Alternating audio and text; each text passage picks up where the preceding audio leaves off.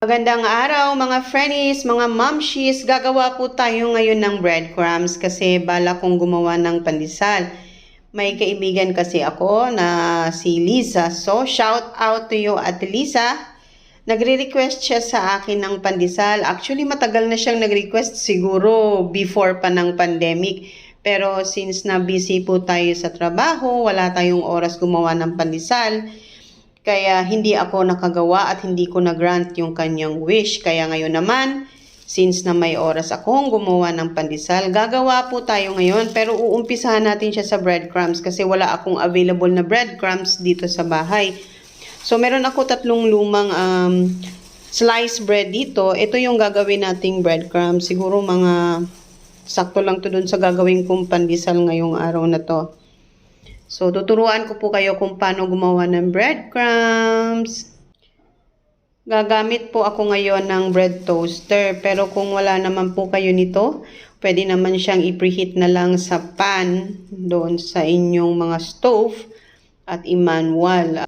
So, ito medyo na-preheat ko na yung aking bread toaster. Umpisahan na po natin yung pag-toast nitong aking sliced bread. So, ilalagay lang natin to dyan. Yan. Ganyan. So, hintayin po natin siyang umangat. At kapag umangat na siya, medyo na-toast na po siya. Ayan, may isa na lang na sliced bread akong natira. Mamaya isusunod natin ito pagkaangat ng dalawa. Konti lang naman yung gagawin kong pandesal kasi mas masarap yung pandesal pag laging bago.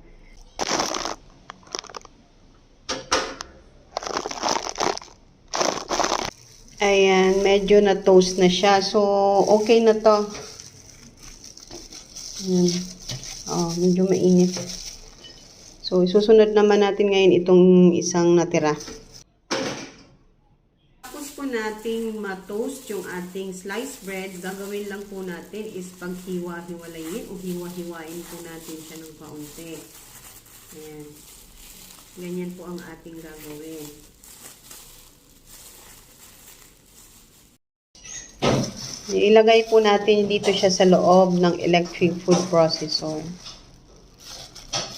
Itong mga gamit ko na to, medyo matagal na to sa akin.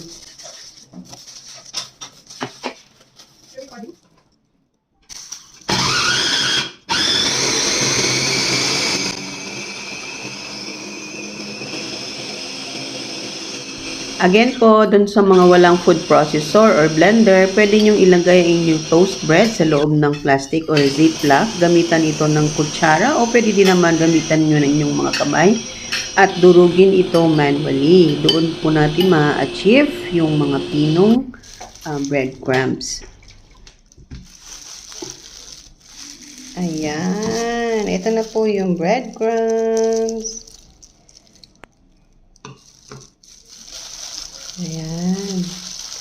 Meron na tayong breadcrumbs. Ito, pwede nyo itong ilagay sa airtight container. Kung medyo marami-rami yung inyong gagawin, pwede nyo ilagay siya sa airtight container. Lagyan nyo lang siya ng date kung kailan nyo ginawa. At as much as possible, patatagalin lang po natin to ng mga 3 to 5 days.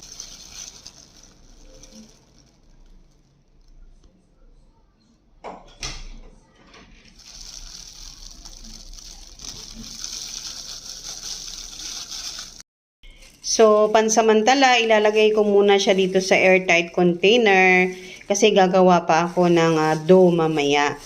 Hindi ako magtatabi nito kasi itong ganito karami, sakto lang to doon sa gagawin ko.